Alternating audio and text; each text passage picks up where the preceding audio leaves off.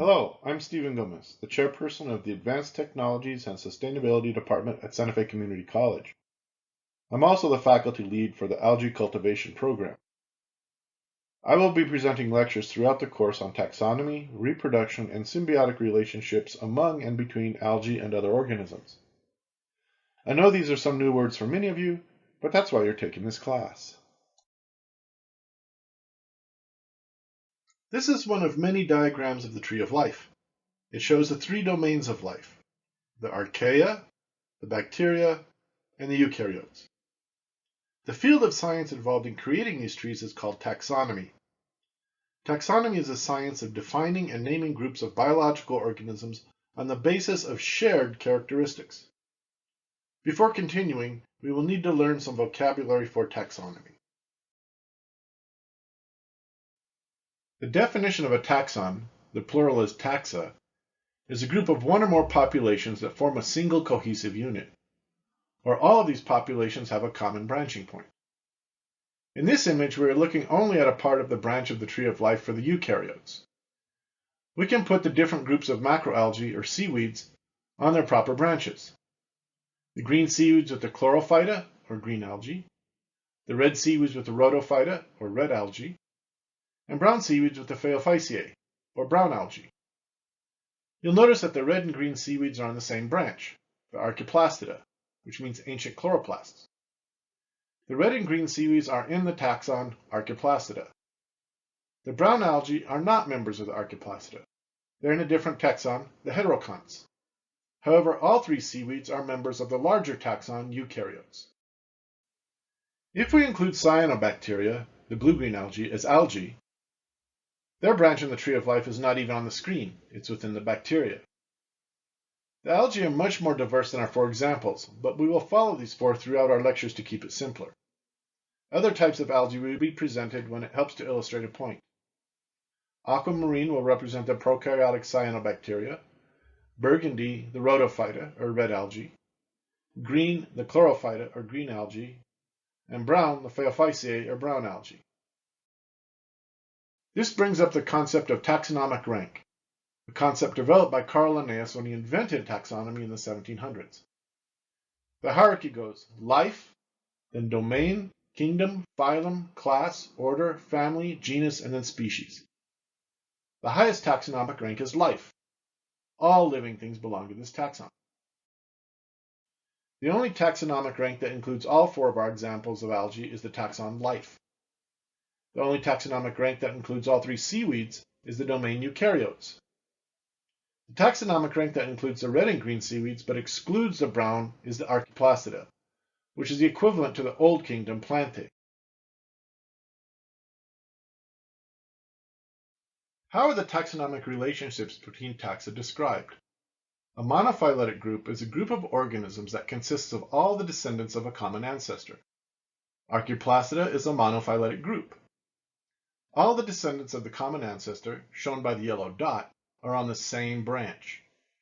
Monophyletic groups are called clades.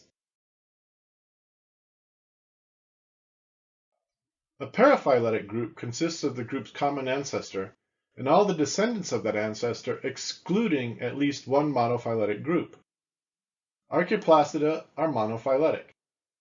Algae, on the other hand, are not. The taxon algae does not include the plants, which are descendants of the common ancestor of the red and green seaweeds, the yellow dot. So within the taxon Archaeplastida, the taxon algae is paraphyletic.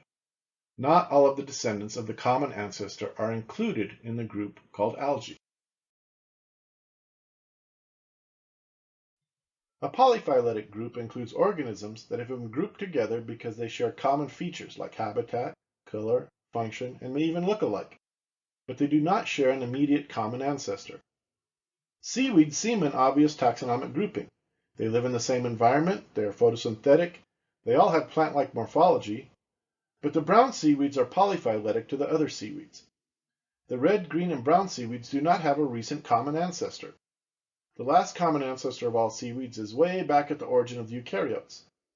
Their similar form and function are the result of convergent evolution, where similar solutions evolved to fill similar habitats, not common ancestry. In this example, the grouping Archaeoplacida is monophyletic. The grouping Archaeoplacid algae is paraphyletic, and the grouping seaweeds is polyphyletic. These terms will be used frequently throughout the rest of the course. Here's an example of the taxonomic rank using sea lettuce. The empires Eukaryota, the kingdom Plantae, subkingdom Viridiplantae, phylum Chlorophyta, class Ulvophyceae, order Ulvales, family Ulvaceae, genus Ulva, and species Clethrata. This is the taxonomy from the algae-based website.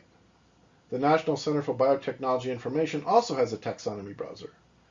As you can see, the taxonomy for sea lettuce in the NCBI is almost the same as the algae-based taxonomy. Taxonomy is not absolute. There's still much debate about how the tree of life is organized. Most taxonomies agree from the phylum rank on down. It is at the higher order taxa that uncertainty and debate are common. The URLs for both websites are located in Canvas. Here we are back at the tree of life looking at the Archaea branch. The Archaea are ancient, but were not characterized until the 1970s, and there's still much we don't know about them. There are Archaea that do use light to make ATP, but they do not evolve oxygen. The class Halobacteria uses a photoreceptor very similar to the photoreceptors in your eye. They are pretty much confined to very salty waters. As you can see in this photo of the San Francisco Bay salt ponds, the evaporation ponds with the highest concentration of salt are colored pink due to the halobacteria growing in the highly saline water. The less salty ponds are growing chlorophyta or green algae. This is all we will present on the Archaea that use light for energy. They are generally not included with the algae. The bacteria branch does include photosynthetic organisms that produce oxygen. The main group being the cyanobacteria or blue-green algae that gave rise to the chloroplasts of the eukaryotes. Other photosynthetic bacteria include some members of the alpha proteobacteria, also known as the purple photosynthetic bacteria, because of the color of their pigments. The purple photosynthetic bacteria are generally not included in the algae. These bacteria are probably the ancestors of the mitochondria in eukaryotes. The chlorobi and the chloroflexi are also capable of photosynthesis. Some authorities do not consider any bacteria to be included in the algae. Others only consider the cyanobacteria to be included. So the debate continues. The eukaryote branch of the tree of life can be divided into two parts. Those eukaryotes with one flagella, or uniconts. You are a beautiful example of a unicont, along with mushrooms. All the rest of the eukaryotes have two flagella and are biconts. All photosynthetic eukaryotes, the branches with the green dots, are biconts. And except for the land plants, are all considered algae. There is also a subgrouping within the biconts called heteroconts. These organisms have two flagella since they are biconts, but one flagellum is short and the other is long. Algae are separated into different taxonomic groups based upon variations in genetics and shared versus different characteristics. These features include molecular phylogeny. How similar are the gene sequences? The more DNA sequence differences between the algae species implies a longer time since the last common ancestor. The light harvesting pigments. What molecules are used to absorb light? Different groups of algae use different pigments to absorb sunlight. What's a polysaccharide reserve? What sugar is used to store energy? Different groups of algae use different kinds of polysaccharides to store energy. What's a cellular organization? How are the organelles organized? Some groups of algae have organelles and other features that don't exist in other groups. How does the cell divide with cell division? What does the cell look like in morphology? Where does it live and survive? The ecology or its environment? We will cover these features in the next several lectures. Molecular phylogeny analyzes hereditary molecular differences, mostly in DNA sequences, to gain information on evolutionary relationships. All photosynthetic eukaryotes carry genetic information in three organelles: the nucleus, the chloroplast, and the mitochondria. The DNA code is based on four nucleotide bases: adenine or A, thymine or T, cytosine or C, and guanine or G. Remember that A always pairs up with T, and that C always pairs up with G. These nucleotides form what we could call the alphabet for genetic information. DNA is made of 4 bases, A, T, C, and G. Every time a cell divides, there is a potential for a mutation to occur. A mutation is changing one of the 4 bases for another, and the mutation may change the DNA sequence. Descendants of the cells carrying the mutation will pass that mutation to their descendants, and so on. Eventually, enough mutations may accumulate to create a new species. Molecular taxonomists compare the differing DNA sequences and use that information to determine relationships.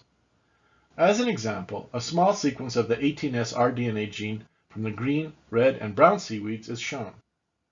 As you can clearly see, the DNA sequences from the red and green seaweeds are more similar to each other than either is to the sequence from the brown seaweed. If you ask a computer with the right type of program to analyze these sequences, it will draw a tree very much like the one we have here.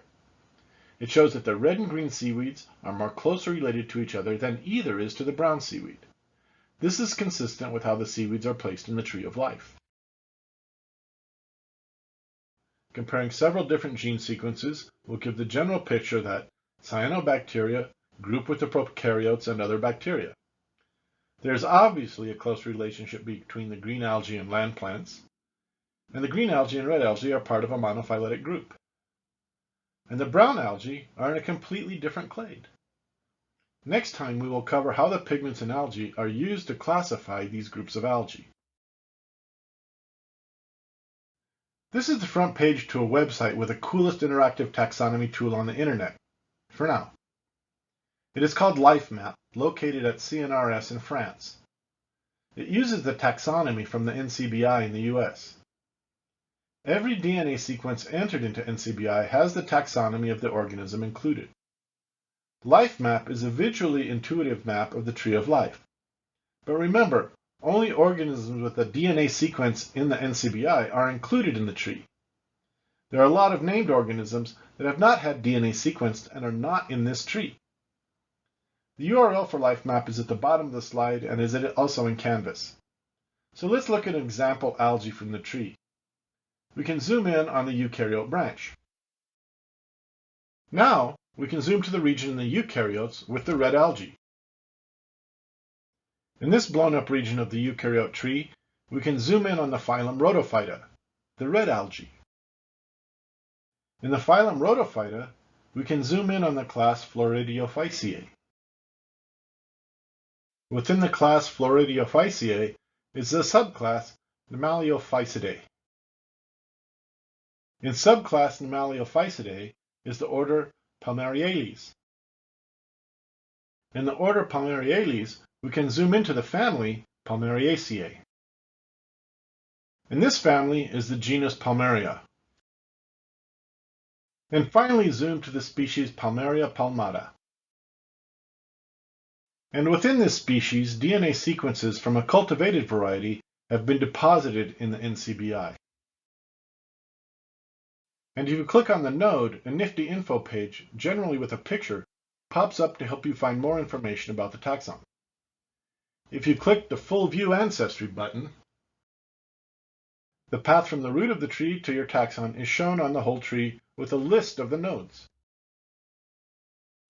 Using this tool and a little Photoshop, a tree of the eukaryotes can be made showing all the algae.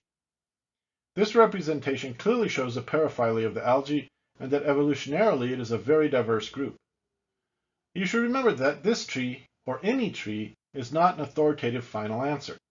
These are working models to help you visualize relationships. You will probably find this website useful to help you organize your thoughts when learning about each type of algae throughout the course.